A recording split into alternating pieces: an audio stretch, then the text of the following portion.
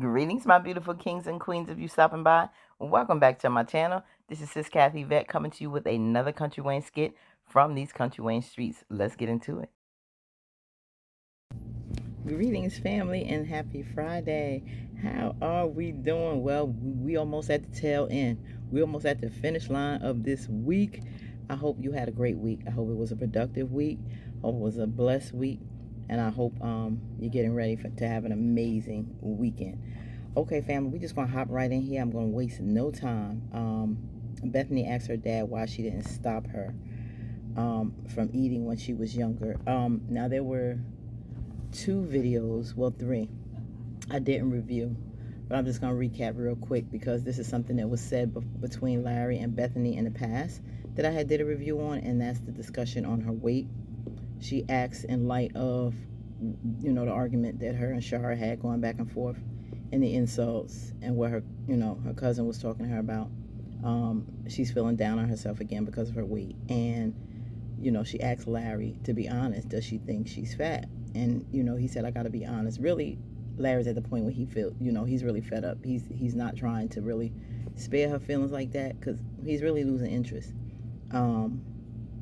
Little does she know what he's planning, but he was like, I gotta be honest, and yeah, I have some issues with it, but he still commended her on the weight that she lost. Shout out to Bethany, aka Christy, her real name. Chrissy has done tremendous with her weight, and she has carried that on into the skits. Bethany said she had lost 180, and that's I gotta commend her on that because it's not easy. For someone who has been struggling yo-yoing with my weight for years, I understand, especially as we get older, how hard it can be. So I really want to shout out to Christy for the great work that she has done with her weight loss journey. However, Bethany is still having issues with that, and Larry went extensively on that. The biggest thing that he's discussed it with is her personality, her character, the toxicity of how she talks to people.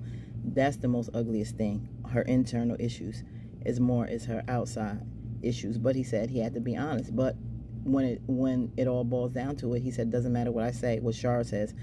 Are you pleased when you looked in the mirror? She said sometimes. He was like, well, that's what you're gonna have to deal with. Making yourself pleasing when you look in the mirror. You have to do it for you, and that's so true. You can't do this journey for anybody else but you. Fight for you, love you, and want that for you, not to hold on to Larry or compete with Shara. That's not gonna make you successful. So even after that, you could tell she was hurt by it, but she said, okay, I appreciate your honesty.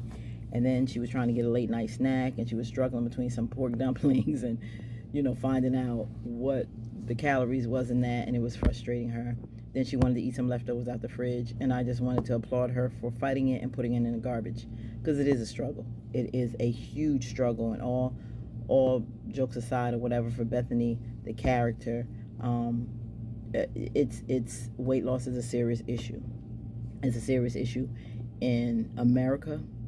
It's a big issue with men and women, and it's something that it's a constant battle. And many times we do it for many reasons. A lot of times it's emotional. A lot of times it's because of poor habits. It could be medical reasons, but it's something that we have to figure out, diagnose, and get on the path to just being healthy.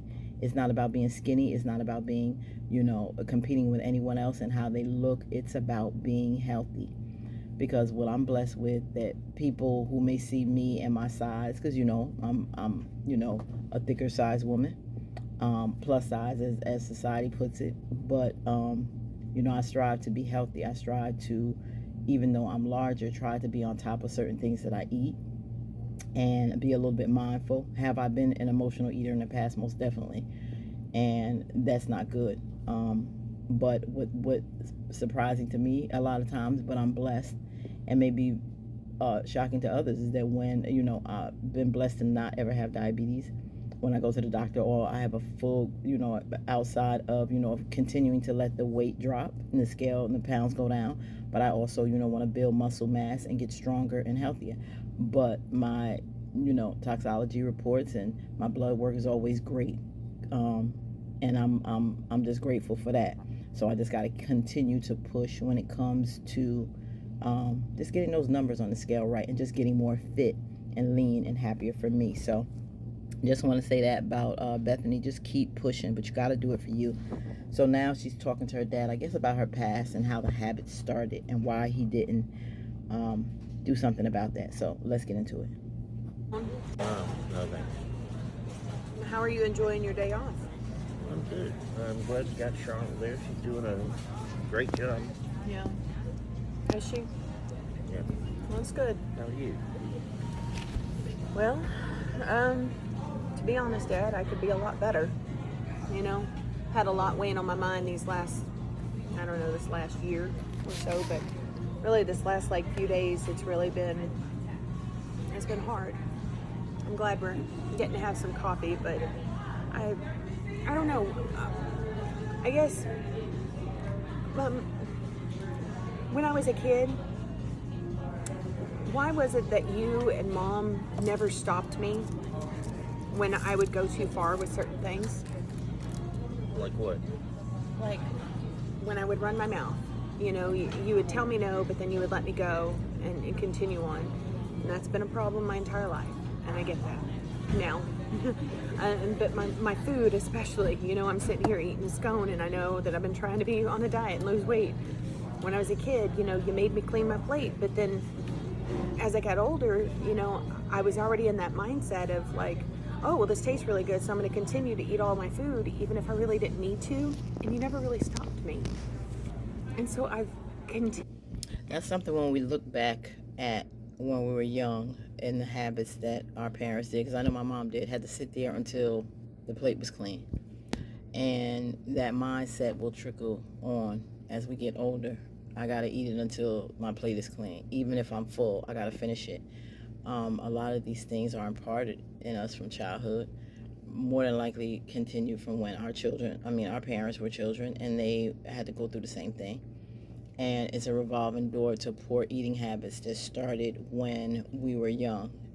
And, you know, sometimes our parents just wanted to please us. They just wanted to not waste food. That, you know, it was always, you know, older starving children in Africa in the videos, you know, they wish they had this food, so you eat it. Mm-hmm. I mean, it was always the things, but we have to, now that we're older, we have to look back on that and realize that that's not good. Portion control is very key, and that's what we mess up on. We don't control our portions. We don't eat when we're hungry. Our body will let us know that. And when we do eat, we have to be mindful of what we eat. So the time is very important. The portion is very important. And it's what we put in. Are we doing the necessary amount of protein that we need, vitamins and minerals that will feed the cells, that will feed the body, that will build up muscle mass, and not a lot of things that's too fat, saturated fats, trans fats, more so healthy fats like avocados, things of that nature that's good, lean meat if you eat meat.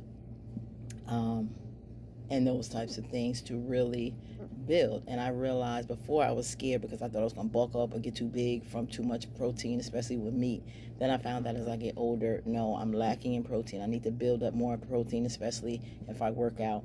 And when we get older, we really need an adequate amount of protein to really build our muscles and, you know, and just build up. So sometimes I get protein shakes if I don't eat, to make sure I get the recommended amount. So yeah, we got to really cut back on bad habits that we've had since childhood. That mindset of like, you know, I got to do it, I got to eat it, I got to eat it, I got to eat it, and it's like, my whole life I've just been like gorging myself out, and I don't know, I just feel like it's one of those consequences that have led me on a path of destruction with my health. And so you're asking me why? Yeah. Well, it's not a simple question. Number one, you inherited my genes, and obviously I'm overweight. Mom is too, I get that. But when you were young and we first moved to a new house, new school, everything, Her mom not too big young, though, at all with me. Got in with some kids or tried to socialize with the kids, and those kids had grown up in the same church and everything, and you know, they just didn't accept you. And I could feel the pain. Kids can be cruel. And True. Very true. you know, food was your way of compensating.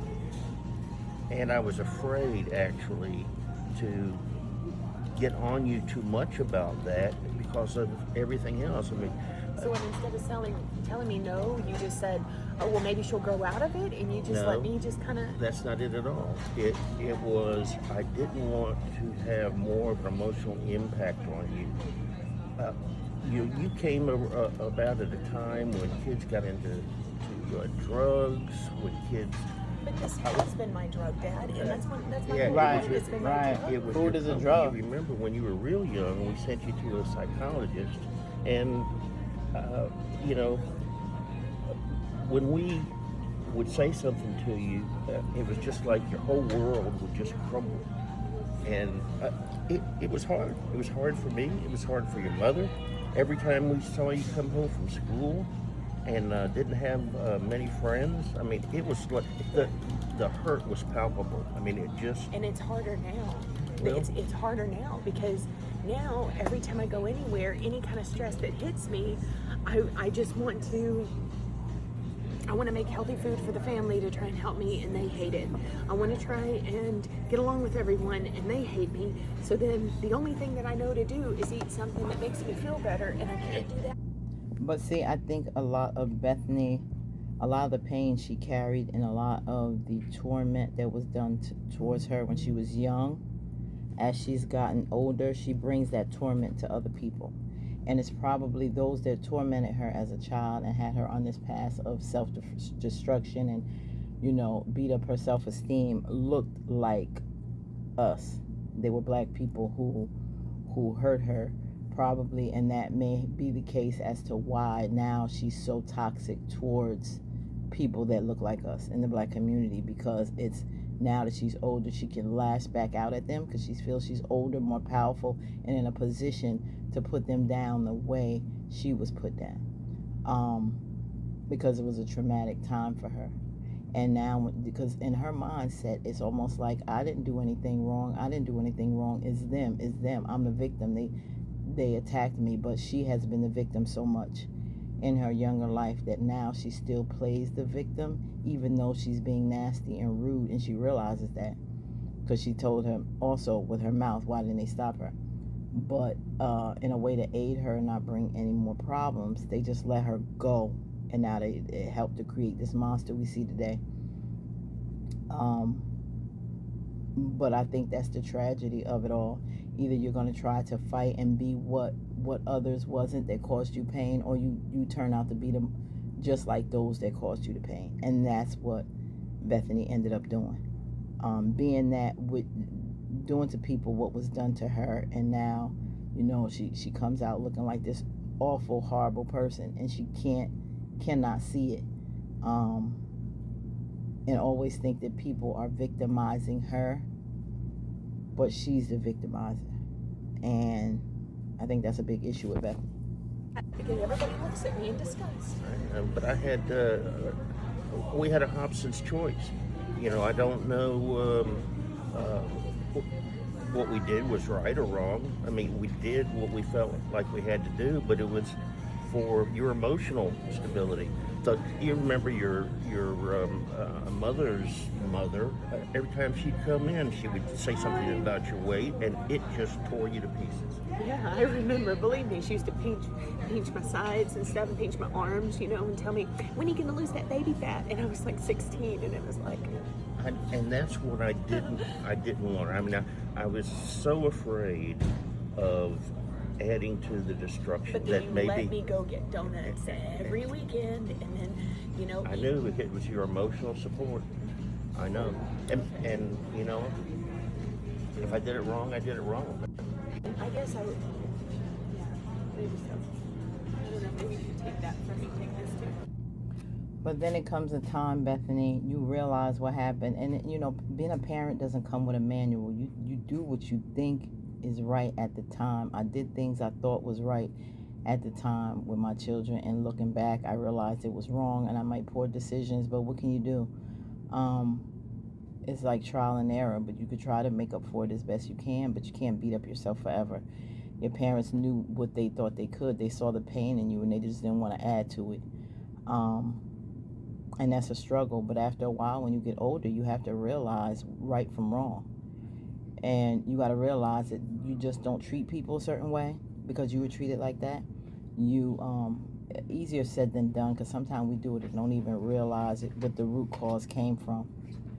Our mind is justified in how we're doing it, in defense, or however we see it based on how it was done to us. We're moving in a way of pain, and we're moving in a way of trauma that we have to fix, and we can't just do it alone most times. But that's what Bethany needs to realize. And you see yourself just eating as an emotional eater, and sometimes we say that, like, we'll go through a certain mood and we'll just eat and we don't care. We like, for whatever reason, it's bringing us, soothing us, and giving us comfort at the time. And the next thing we know, we look up and we don't recognize ourselves.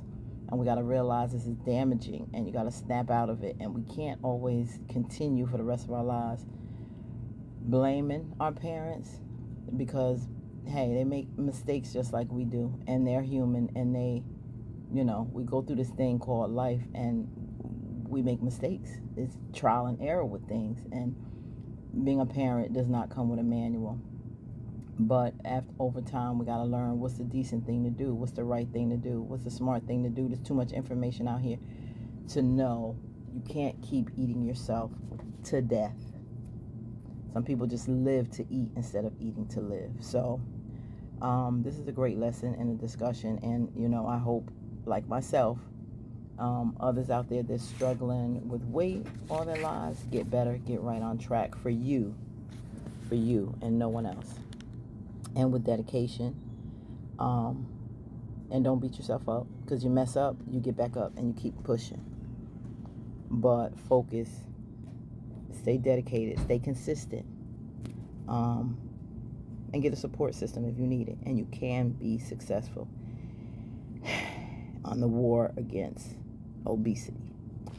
Okay, fam, let me know what you think about this. Share anything you want, maybe on your weight loss journey and how it's been, and have you struggled with this like myself and Bethany at any time in your life, and how you overcame it.